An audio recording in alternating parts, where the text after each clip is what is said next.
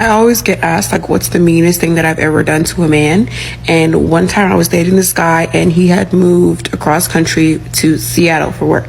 And he had left his apartment and asked me to watch over it. So I went over to his apartment one day and found his second, like, backup phone. And I happened to know the password because dumbass had the same password for his regular phone and his backup phone. And it was his birthday. Okay, so I'm looking through it, and it was connected to his iCloud, obviously, so it's getting all of the messages and the phone calls, and it's updating the pictures from his original phone, his personal phone that he has with him in Seattle. So I'm looking at everything he's texted, everyone he's, FaceTimed, everyone. I'm looking at pictures he's taken, everything, and I'm seeing that he's been telling me, oh, I'm out with my friends, we're getting food, or my coworkers. Really, he's out taking a girl out to Ruth Chris. And he was also at the pool having them get, undressed and recording it. He was also like, I don't know if the girls knew they were being recorded either. And then he was also like having like, not 2, but 3 sums with other girls in. Yeah.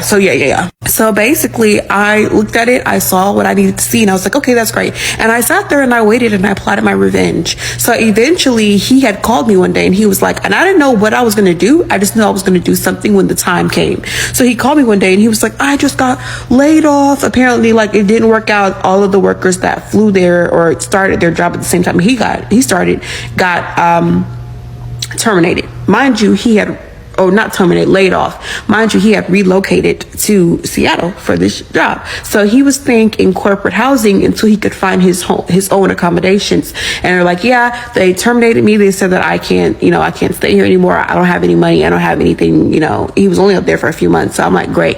I'm going to get you a ticket back to South Carolina.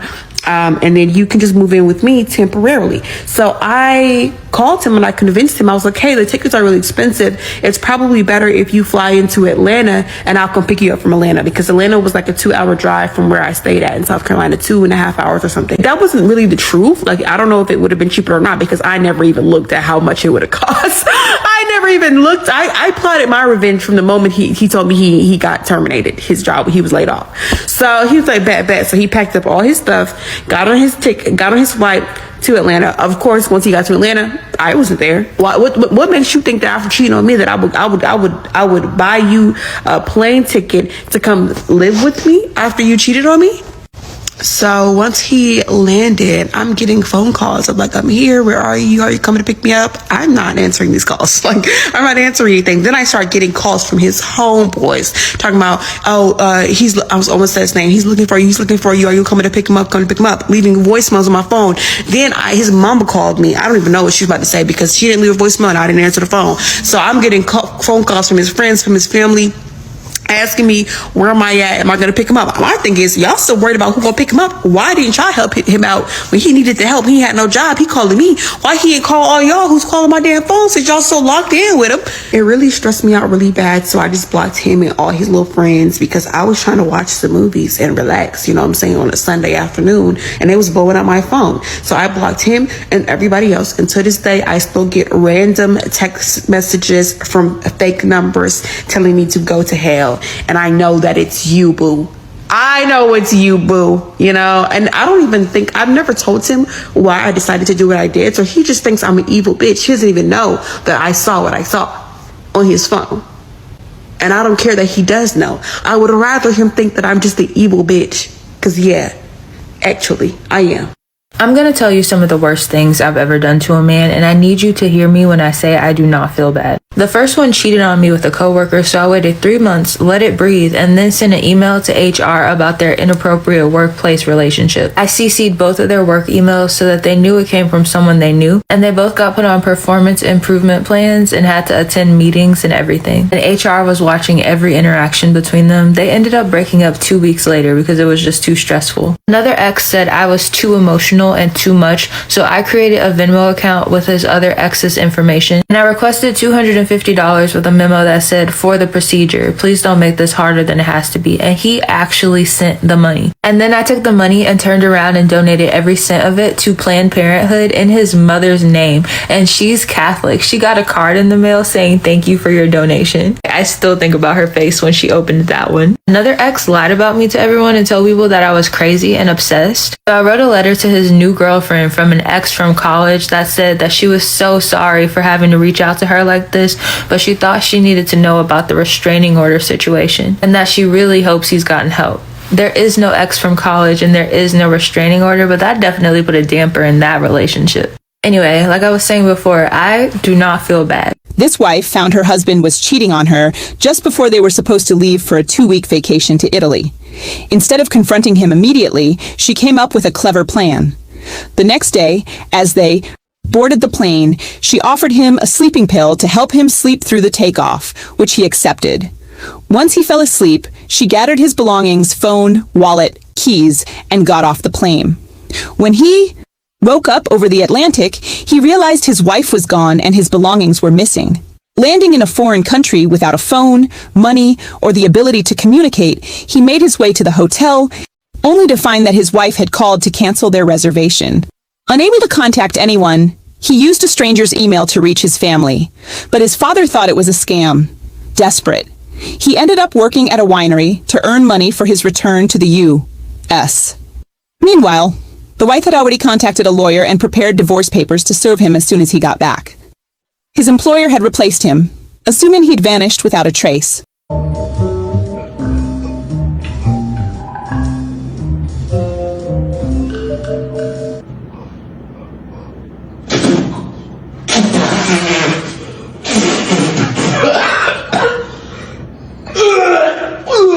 My husband's been cheating with my sister, so I'm gonna give him a little makeover. Husband thinks I ran to Target to get his favorite conditioner. This is his favorite conditioner. Now, what I'm really gonna do is I'm gonna be putting Nair in his conditioner.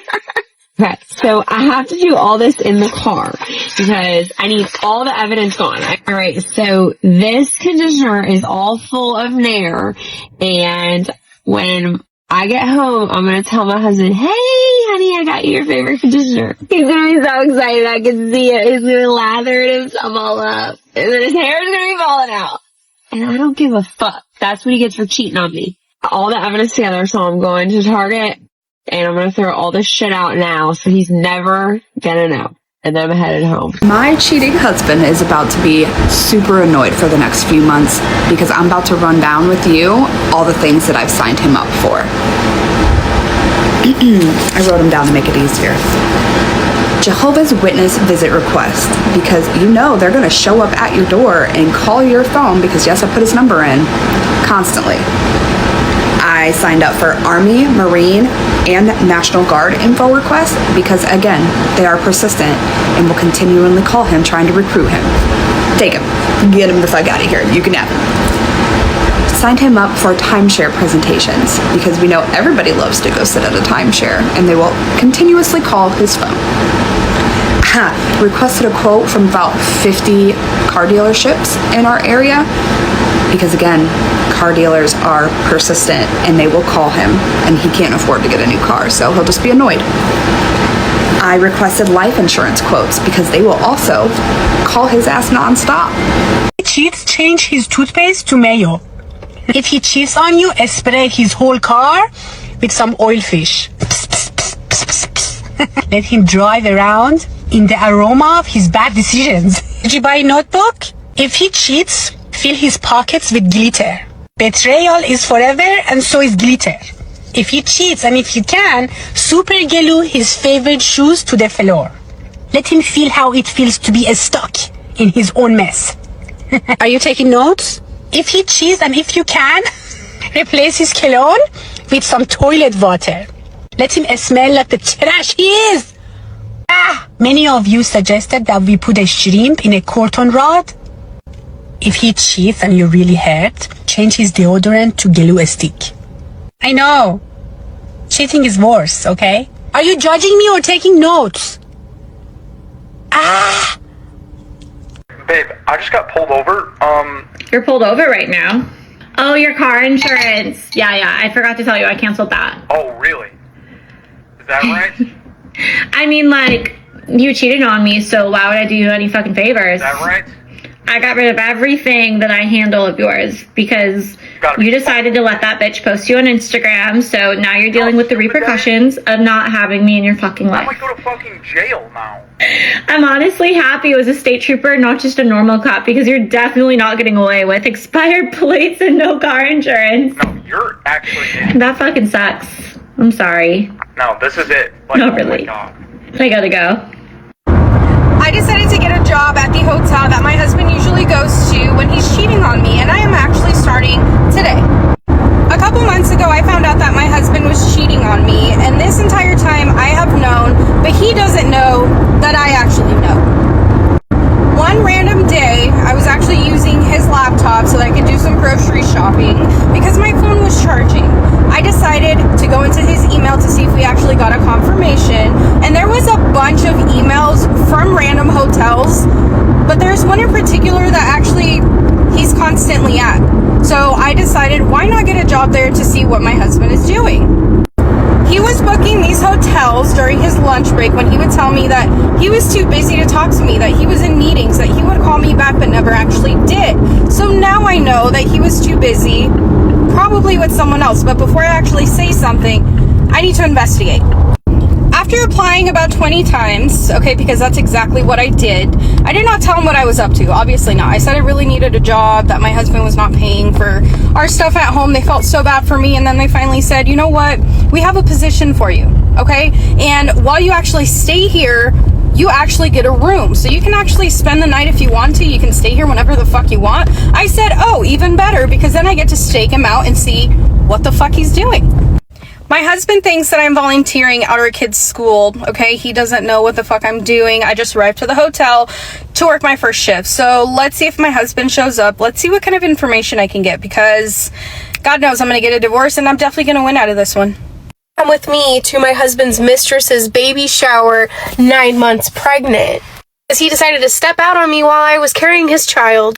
He told me he had a business trip this weekend. I got this invite in the mail, just anonymously. I don't know who sent it to me, but I saw that it had baby so-and-so, which was my last name. I was super confused, and I was like, I don't know anyone that's pregnant in our family. Like, we're the only ones that have kids, and no one else is planning on having a child. And I would have known about that. So I decided to get on to the baby registry, and that is when I found out that it was my husband's child. Was ready to confront him and go off, but then I realized I had a perfect opportunity. Could get a little revenge. I would go to this baby shower and I would show everyone that he also has another baby on the way and that the double life was over. I even did a little test on him too. I was like, you know what? Let's do a little baby moon just to see what his reaction would be. So I sent him a little text and I was like, hey, why don't we go on a baby moon on this weekend? Talking about like today. I was like, the baby's about to be here. We could use some, just us time. Tell me why this man goes, I actually have a business trip on that weekend I forgot to tell you about. I was like, oh, bummer. He still has no idea that I know or that I'm going to be showing up today. So I will keep you posted on his reaction.